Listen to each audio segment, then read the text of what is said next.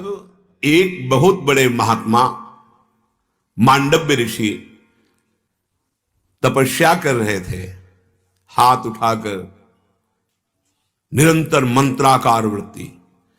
कुछ चोर लोग राजा के खजाने से धन चुराया और भागे।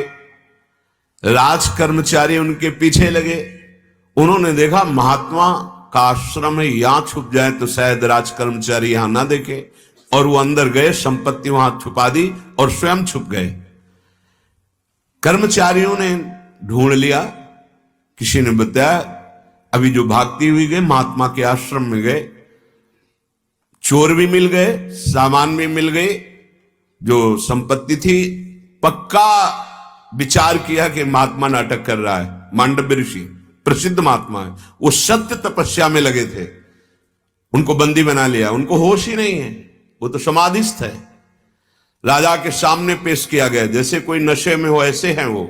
जाओ इनको शूली की सजा चढ़ा दो। शूली एक भाले के आकार का, आसपास खंबे, उन खंबे से चढ़कर दो आदमी ऐसे गुदा द्वार से छोड़ दे।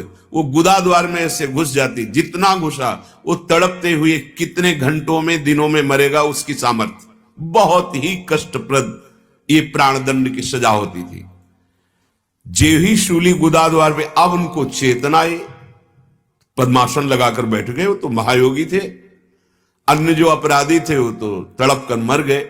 जब कोई अन्य अपराधी सूली में चढ़ाने के लिए लाया जाता, तब पूर्व वाले उतारे जाते। वो जो ही देखा कि पद्मासन में बैठे, राजा के पास गए और कहा, महाराज कोई महर्षि इन चोरों के बीच में आ गया हो तो पद्मासन में। राजा कांप गए, क्योंकि तप के महान बल से युक्त ऋषियों का अपराध। अब तो कांप गए कि मेरा तो सर्वनाश हो जाएगा।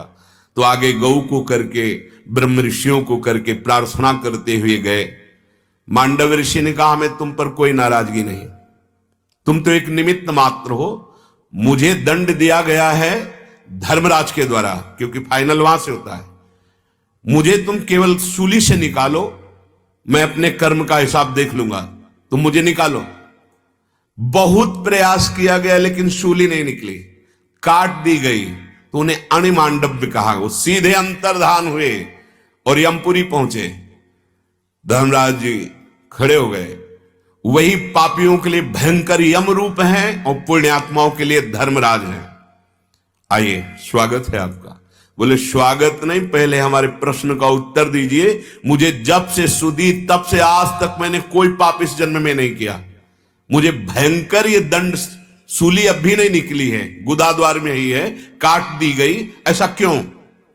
तो जैसे अपने टीवी चला दे ना तो दृश्य दिखाई देता है, ऐसे दृश्य दिखाया कि आप 8 वर्ष के थे, तितली को उठाकर बबूल का कांटा डाल के उसके गुदा में छोड़ दिया।